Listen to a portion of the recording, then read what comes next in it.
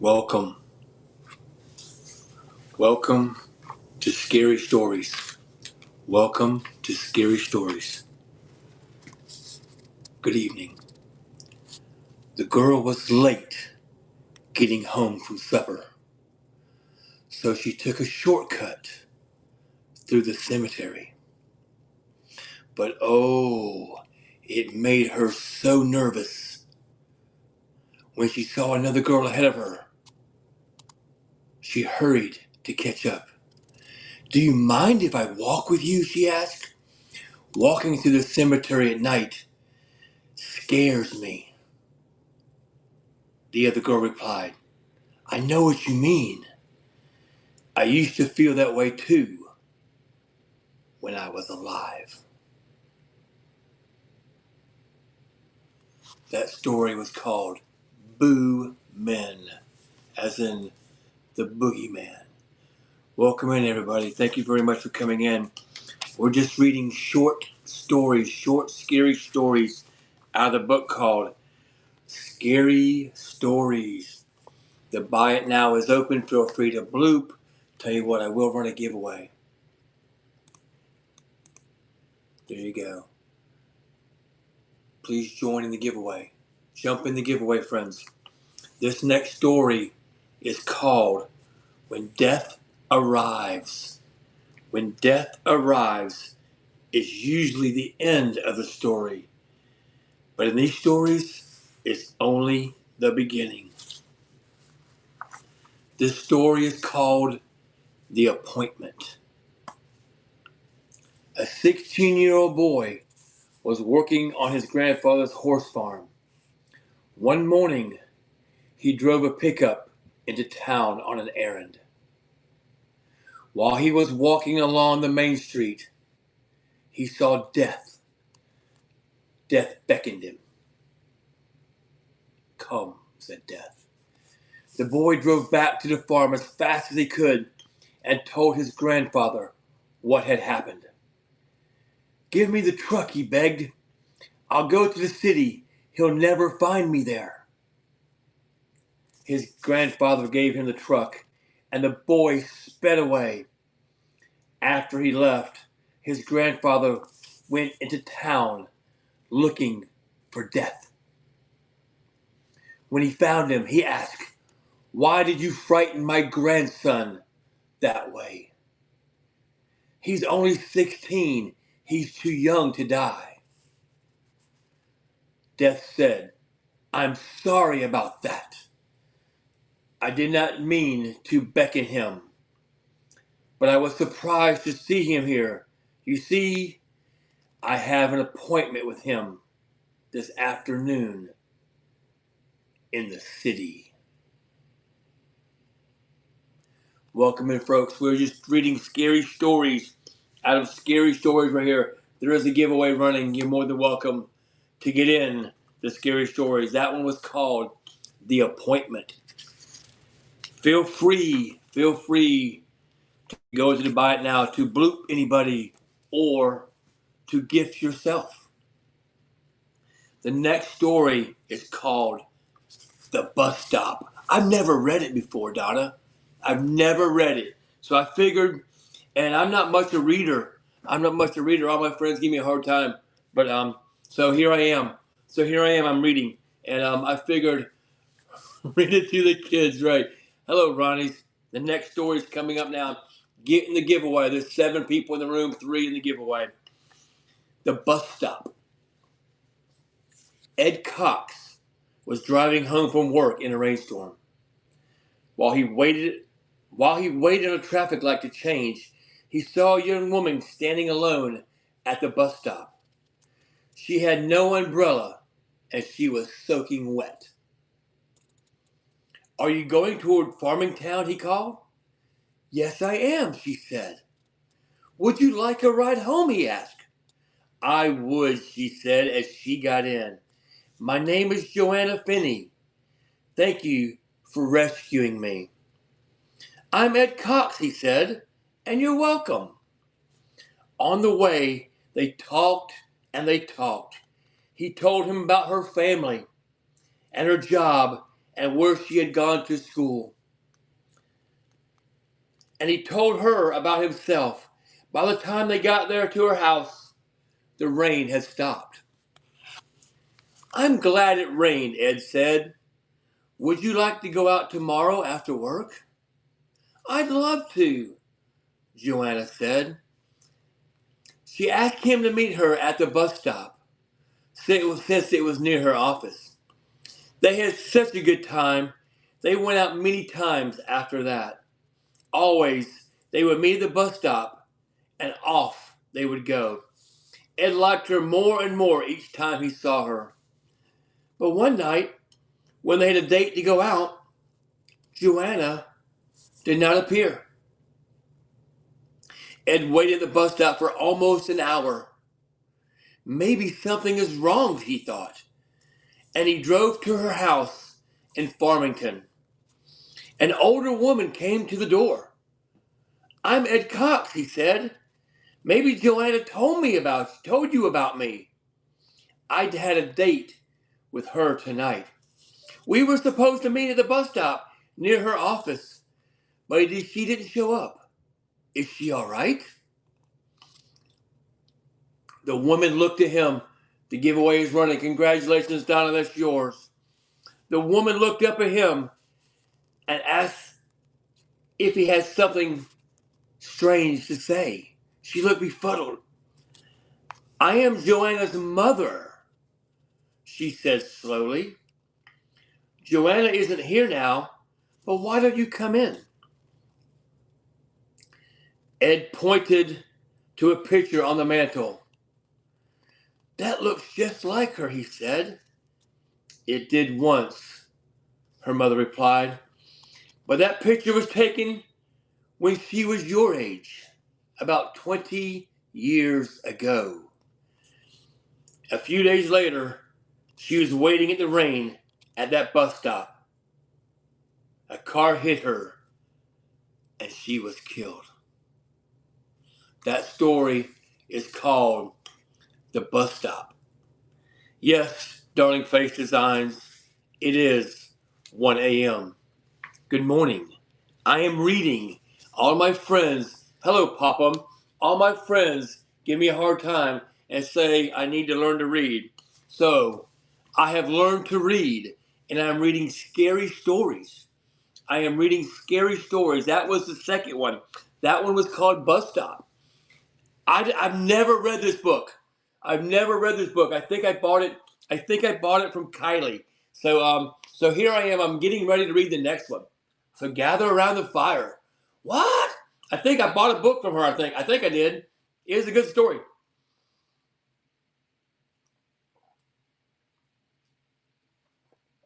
And I'm drinking eggnog. I'm drinking eggnog, reading scary stories around Christmas time, and it's 1 a.m. in the morning here on the East Coast. So yeah, welcome in.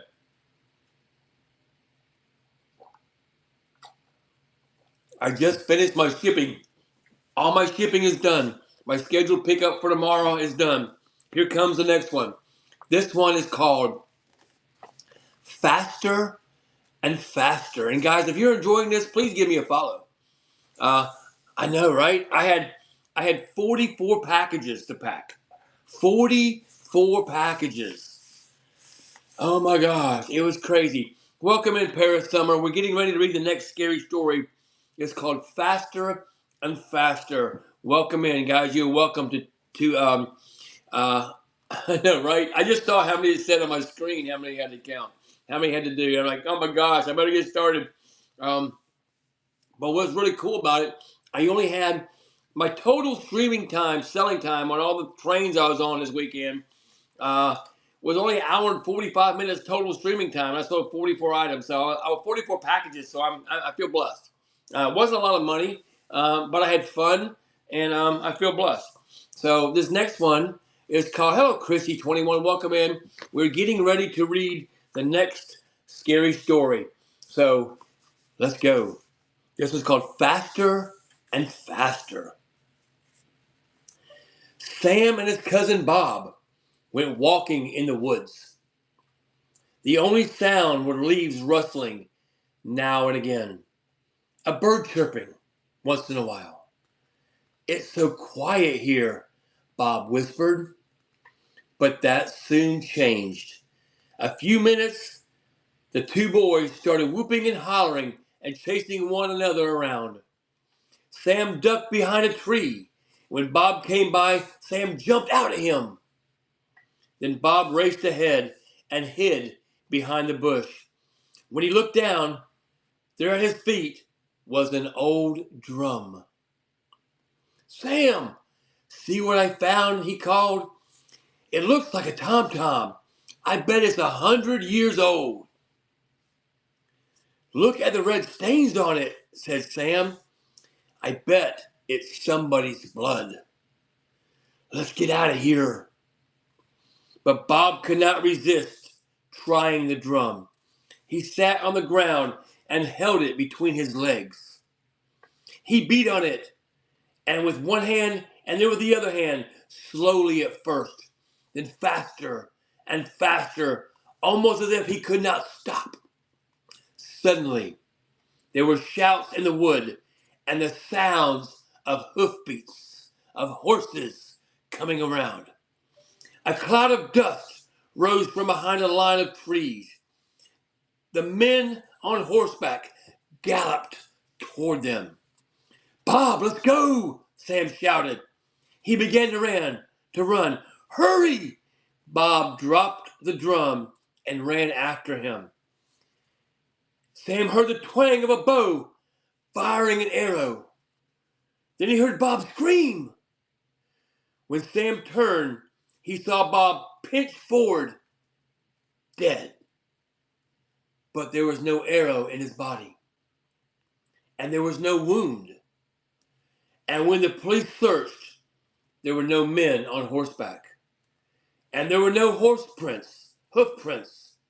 And there was no drum. The only sounds were leaves rustling, and now and then and again, a bird chirping.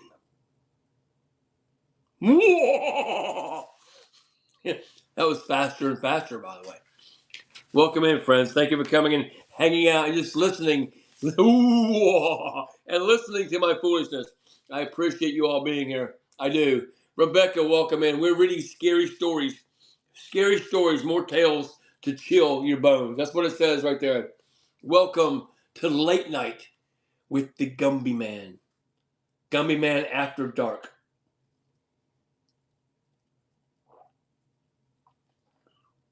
I should name it Gumby Man After Midnight because it's dark here at 5:30. Don't know sure about where you're at, how dark it gets, but oh my gosh, it gets dark quick. All right. Are we ready for another one? Anybody want to hear another one? Or y'all tired of it? Y'all tired of stuff? You want to hear? Yes, another. Please, may I have another? So yes, here we go. Yes, and okay, Donna. Hey, at least I got two people listening. Thank you for coming in, guys. I appreciate you. Here we go. This is called Just Delicious. Just Delicious. This, oh my gosh, it's almost 3 pages long. Yes, may I have some more, sir? Exactly.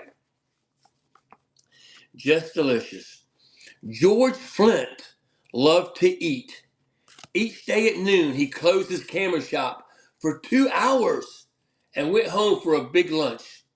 His wife, Mina, cooked for him.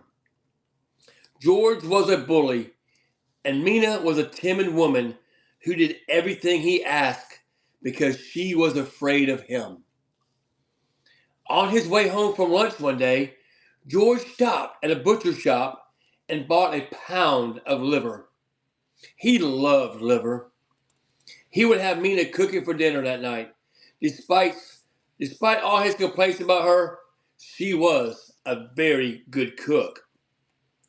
While George ate his lunch, Mina told him that a rich old woman in the town had died. Her body was in a church next door. It was an open coffin. Anyone who wanted to see her could. As usual, George wasn't interested in what Mina had to say. I've got to go back to work, he told her. As he left, Mina began to cook the liver. She added vegetables and spices and simmered it all afternoon, just the way George liked it. When she thought it was done, she cut off a small piece and tasted it. It was delicious, the best she had ever made. She ate a second piece, then a third. It was so good she could not stop eating it. But it was only when the liver was all gone that she thought of George. He would be coming home soon. What would he do when he found out she had eaten all of her liver? Somebody would laugh, but not George. He would be angry and mean, and she did not want to face that again. But where could she get another piece of liver that late in the day? Then she remembered the old woman lying in the church next door to be buried. George said he's never had a better dinner. Have some liver, Mina. He said it's just delicious. I'm not hungry, she said. You finish it. That night, after George had fallen asleep, Mina sat in the bed trying to read. But all she could think about was what she had done. When she thought, she heard a woman's voice. Oh my gosh. Who has my liver? It asked. Who has it? Was it her imagination? Was Mina dreaming?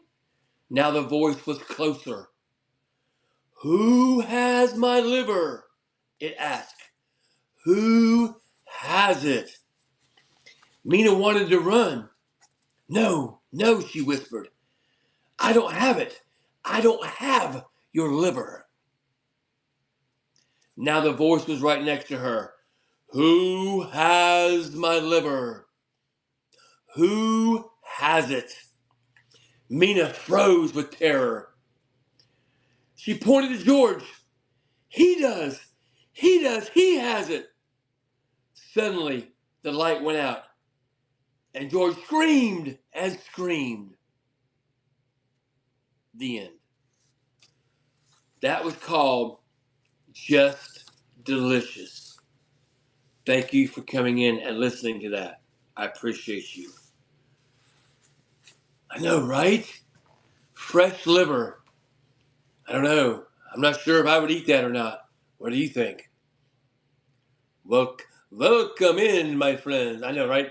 I do like chicken liver. I do like chicken liver. I like it with green peppers. I don't like the onions. A lot of people cook with onions. I don't like onions. I like it with green peppers. Just saying.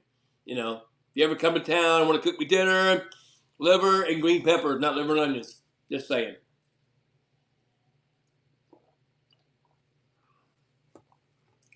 But I also have been vegetarian for 18 years, so you are a little biased. I get it. I understand. Do we want another one, or are we done? Do we want another, or are we done? The next one is called Hello Kate, if anybody's interested. Are we interested, or are we done? Hello, Cobweb Creek. I'm up working late, so however many you want to read, right? Another, please, says KKSA. Somebody is listening. So here we go. This one is called Hello Kate. Welcome in, friends. We are reading scary stories. Scary stories. We're on about our third or fourth one. The bin is open.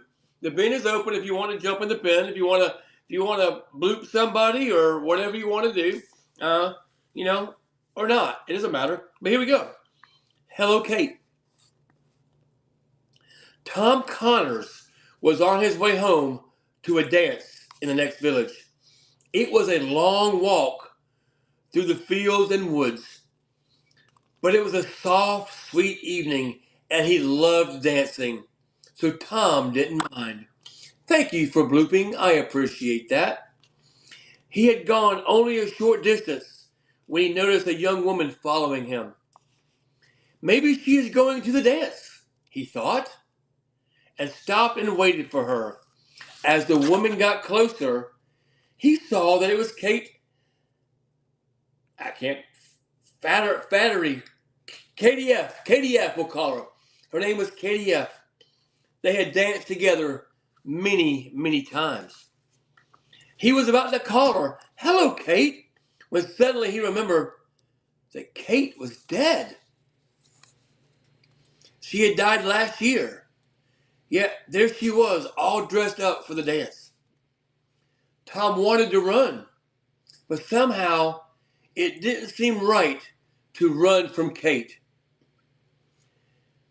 He turned and started to walk away as fast as he could, but Kate followed him. He took a shortcut across the field, but yet she followed him.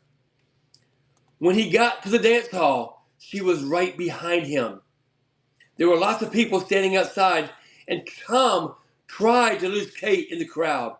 He worked his way to the side of the building, then squeezed up against the wall behind some people. Kate followed. She came so close, she brushed up against him. Then he stopped and waited. He wanted just to say, "Hello, Kate," just the way he did when she was alive. But no, he was so frightened he could not speak. Her eyes locked into his eyes, and she vanished. Poof! Just like that. She was gone. That song, that was called "Hello, Kate." Poof! Just like that. She was gone. And I will tell you now, guys, that just in case you're interested in re-seeing this, I am doing this live on YouTube right now, by the way. And all you friends out there on YouTube that are watching me, please subscribe to my channel. And if you're here on Whatnot watching me, please go to YouTube. And there's a movie too. That's pretty good. And go to YouTube and subscribe to my YouTube channel. I would greatly appreciate that. I'm needing some content. I'm needing some hours. I'm trying to get monetized. Of course, it's a struggle, guys. It's a struggle bus, just like any social app is. It's a struggle bus. So thank you all for coming in. I appreciate it. Thank you for the blooping. That was. I appreciate that so very much. All right. Do we want another one? This is called the Black Dog. This was called the Black Dog. Do you want to hear the story about the Black Dog? You say yay or nay, yes or no, because I'm here and I'm reading. KKS Thing says yes, please. KKS Things, what is your name again? I'm terrible with names. I remember shipping some stuff to you, but I can't remember what your name is. If you don't mind saying it, Candy. I have a cousin named Candy Joe. Matter of fact, don't even have to ask. Till one of us goes to sleep. I got you. All right. This one is called the Black Dog. This one's called the Black Dog. It was 11 o'clock at night. Peter Rothenberg was in bed on the second floor of the old house where he lived alone. It had gotten so chilly, he went downstairs to turn up the heat. As Peter was on his way back to bed, a black dog ran down the stairs. It passed him and disappeared into the darkness. "Where did you come from?" Peter said. He had never seen the dog before. He turned on all the lights and looked in every room. He could not find the dog anywhere. He went outside and brought in the two watchdogs he kept in the backyard. But they acted as if they were the only dogs in the house. The next night, again, at 11 o'clock, Peter was in his bedroom. He heard what sounded like a dog walking around in the room above him. He dashed upstairs and threw open the door. The room was empty. He looked under the bed. He looked in the closet. Nothing. Nothing at all. But when he got back to his bedroom, he heard a dog running down the stairs. It was the black dog. He tried to follow it, but again, he could not find where it had gone. From then on, every night at 11 p.m., Peter heard the dog walking in the room above him. The room was always empty, but after he left, the dog would come out of hiding, run down the stairs, and disappear.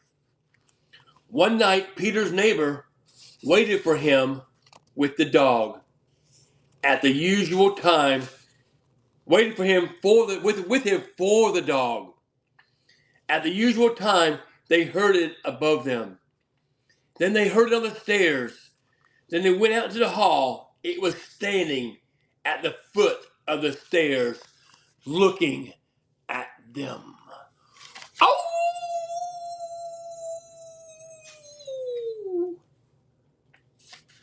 The neighbor whistled, and the dog wagged its tail. Then it was gone. Things went on this way until the night Peter decided to bring his watchdogs into the house again. Maybe this was the time they would find the black dog and drive it away. Just before 11, he took them up to his bedroom, the watchdogs that is, and left the door open. Then he heard the black dog, moving around above him. His dogs pricked up their ears and ran to the door. Suddenly, they bared their teeth and snarled and backed away. Peter could not see the black dog, nor could he hear it, but he was sure that it had entered into his room. His dogs barked and snapped. They darted forward nervously, then back again away. Suddenly, one of them yelled, "Oh!" And it began bleeding, then dropped to the floor, its neck torn wide open. A minute later, it was dead. Peter's other dog backed into a corner, whimpering. Then everything was still. The Mad Thrifter, welcome in. We are reading scary stories. I will start a giveaway momentarily. The next night, Peter's neighbor came back with a pistol. Again, they waited in his bedroom. At 11 o'clock, the black dog came down the stairs. As before, it looked up to them and wagged its tail. When they started toward it with a pistol, it growled and disappeared. That was the last Peter saw of the black dog. But it did not mean the black dog was gone. Now and then, always at 11, he heard it moving around above him. Once he heard it running down the stairs. He never managed to see it again, but he knew the dog was there. Ow! That was named the Black Dog. Thank you all for coming. Thank you for the raid. I will get a giveaway started, my friends. This is for a random card. I do appreciate everybody coming in and hanging out with me. Jump in the giveaway right there. It's for a random card. It does not cost you a dime. And thank you for coming in. You are, thank you, the Mad Thrifter. I appreciate you coming in and giving me the raid with all your friends. There's 7 in the room, 1 in the giveaway. Jump in the giveaway, please. I appreciate you coming in. We are reading scary stories. So it's TGM reads scary stories. Welcome in. Natural State of High. Hello. Hello. I hope everybody's having a good night. Jump in the giveaway. 8 in the giveaway. 3, 8 in the room. 3 in the giveaway. We're going to read the next one. It's called Footsteps. Next one is called Footsteps. I've never read these books before. So I'm actually enjoying it because I'm trying to read ahead. I'm trying to read ahead so I can put my own little spin on the story. You know what I mean? Be able to say the right things at the right time. So I hope you're enjoying it. I really do. I really do. This might become another thing because I also have this book here. Which is Spooky Campfire Stories. So that's another one. Not sure what nights I could do this because, I'm off tomorrow from work, but not normally. So here we go. Get in the giveaway, guys. 3.5 minutes left. There's 8 people in the room, 4 in the giveaway. Thank you for coming in. We are doing scary stories. with TGM or TGM Read Scary Stories, however you want to put it. Thank you, Darling Face Design. I appreciate you. Footsteps is the name of the next one. Welcome in, Tony. Getting the giveaway. We're reading scary stories. You're just in time for the next short scary story. The bin is open. The bin is open for blooping or buying. Footsteps. Liz was doing her homework at the dining room table. Her younger sister, Sarah, was asleep upstairs. Their mother was out, but she was expecting back any minute. We're reading scary stories, Tony. When the front door opened and shut, Liz called, "Hello, Mama." But her mother did not answer. And the footsteps Liz heard were heavier, like a man. "Who's there?" she called. No one replied.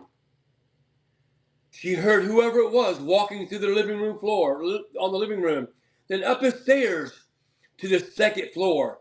The footsteps moved from one bedroom to another. Again, Liz called, "Who's there?" The footsteps stopped. And she thought, "Oh my goodness, Sarah is in her bedroom." She ran upstairs to Sarah's room. Only Sarah was there, and she was asleep. Liz looked in the other rooms, but found no one. She went back to the dining room, scared out of her wits. Soon, she heard footsteps again. They were coming down the stairs into the living room. Down the stairs. Now, they went to the kitchen. The door between the kitchen and the dining room slowly began to open. It creaked. "Get out! Get out!" Liz screamed. The door slowly closed.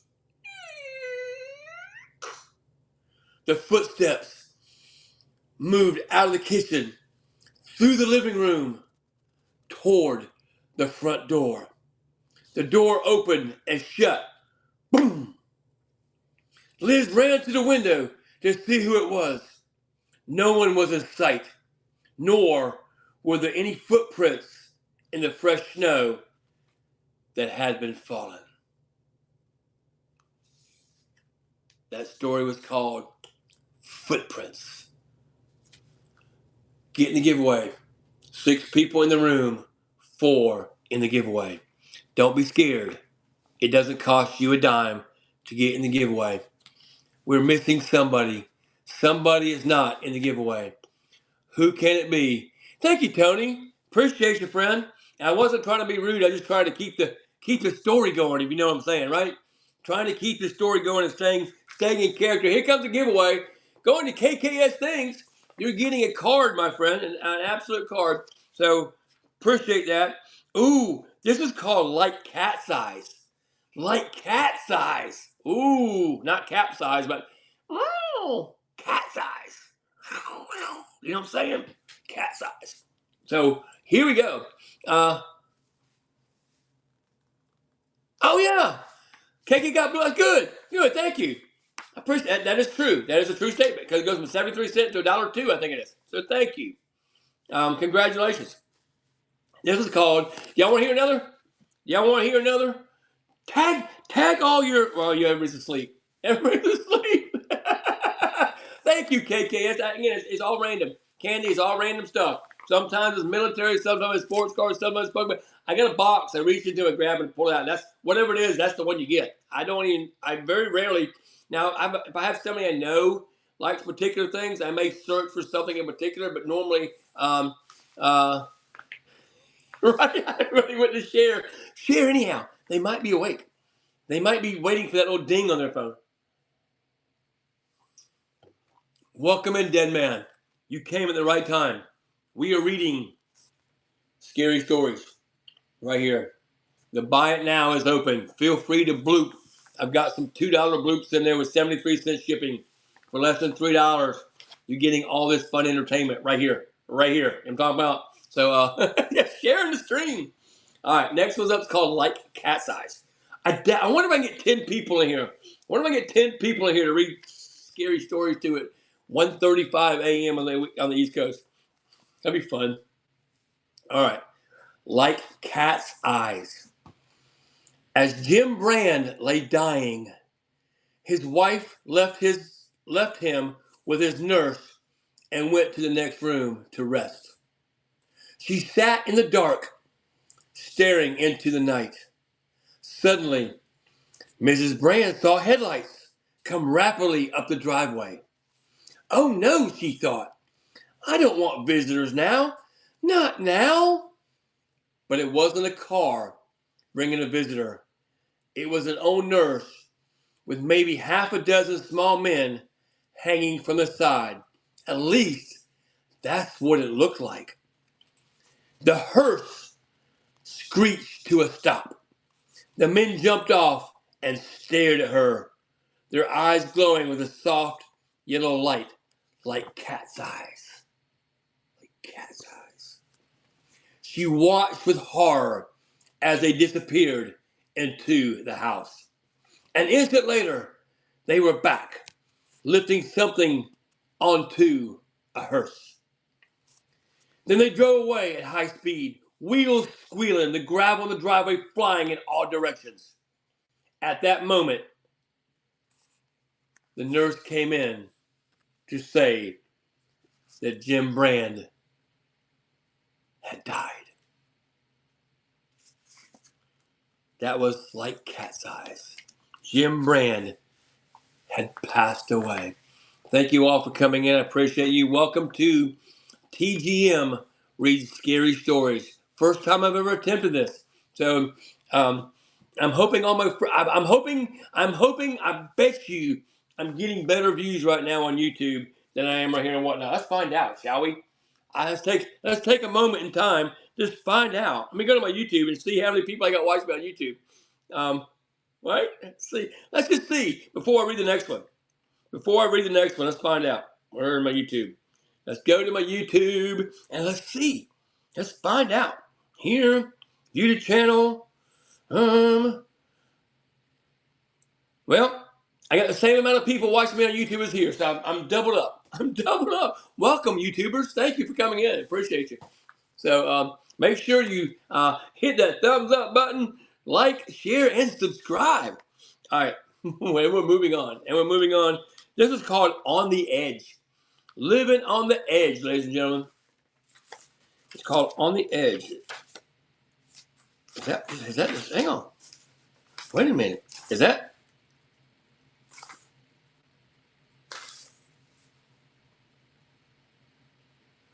Oh, this is interesting.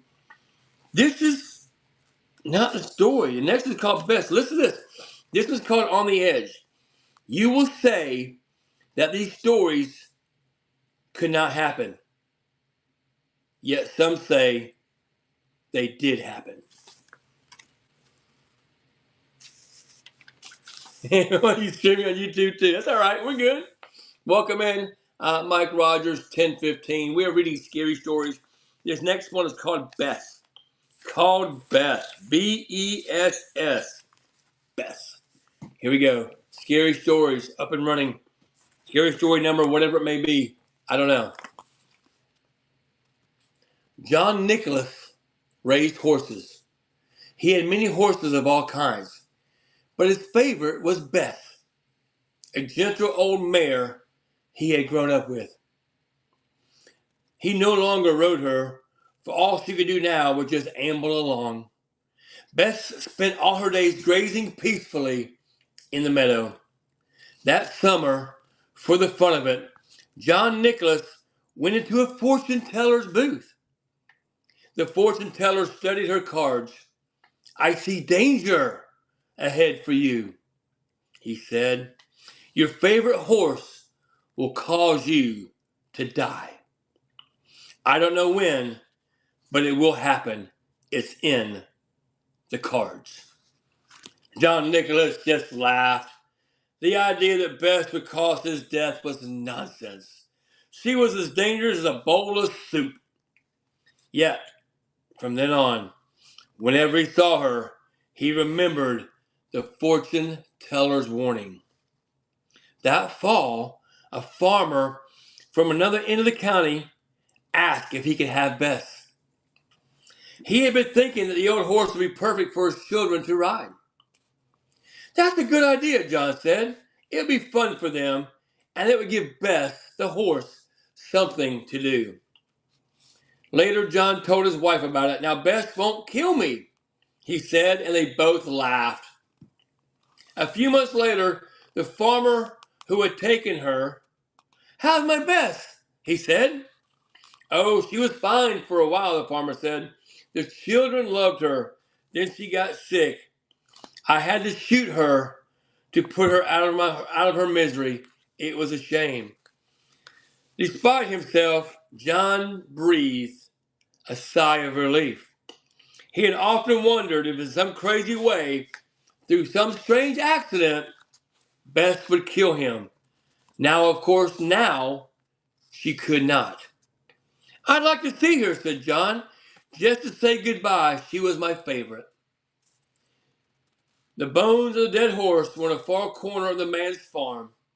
John kneeled down and patted Bess' sun-bleached skull. Just then, a rattlesnake, which had made its home inside the skull, sunk its fangs into John Nichols' arms and killed him. The fortune teller told the truth. Munch. That was Bess. That was Bess. However, if I'm an arguing man, I would have to say that Bess did not kill. Bess did not kill John. The snake killed John.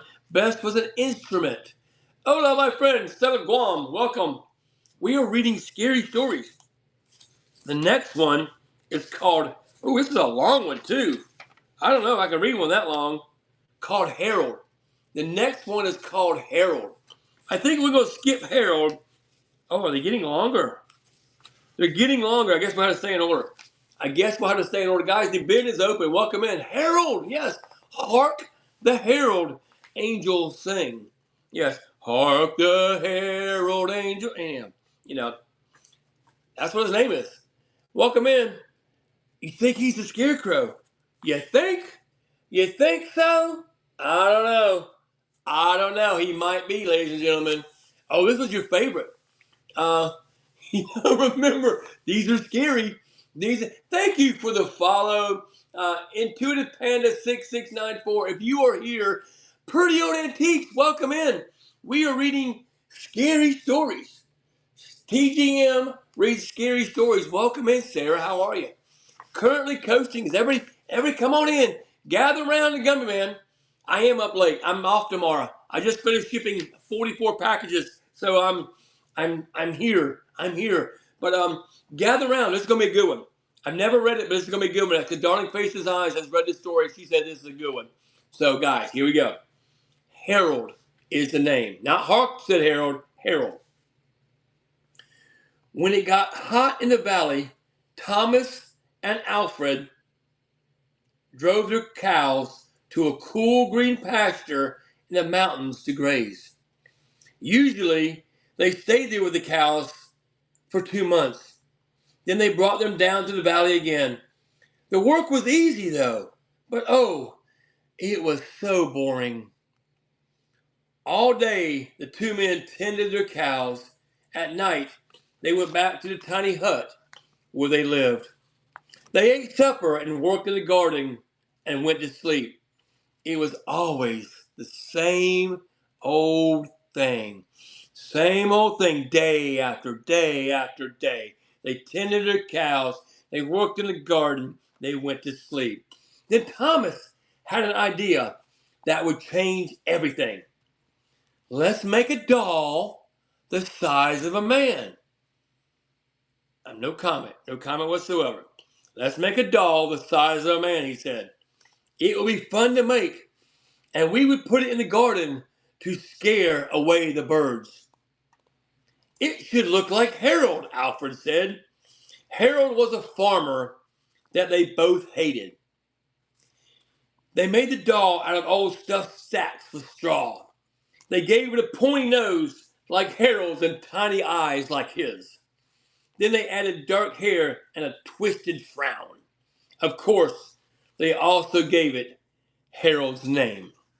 Each morning on the way to their pastures, they tied Harold to a pole in the garden to scare away the birds. Each night, they brought him inside so that he wouldn't get ruined if it rained. When they were feeling playful, they would talk to Harold. One of them might say, "How's the vegetables growing today, Harold?" The other would say, making believe he was Harold, would answer the crazy voice, "Very slowly." Then they would both laugh, but not Harold. Whenever something went wrong, they took it out on Harold. They would curse at him, even kick him or punch him. Sometimes one of them would take the food they were eating, which they were both sick of, and smear it on the doll's face. "How do you like that stew, Harold?" he would ask. "Well, you better eat it or else." Then the two men would howl with laughter.